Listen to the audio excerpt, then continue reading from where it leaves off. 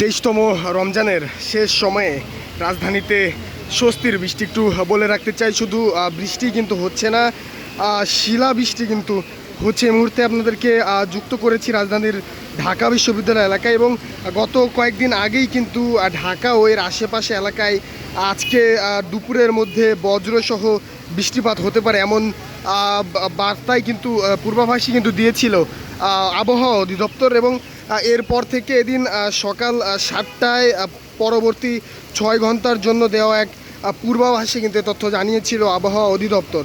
এরপর আমরা দেখেছি রাজধানীর মিরপুর এলাকায় কিন্তু আজকে বিকালের পর থেকেই শিলাবৃষ্টি হয়েছে, এবং এরপরে কিছুক্ষণ আগেই রাজধানীর এই ঢাকা বিশ্ববিদ্যালয় শাহবাগ এলাকায় কিন্তু শিলাবৃষ্টি লক্ষ্য করা যাচ্ছে।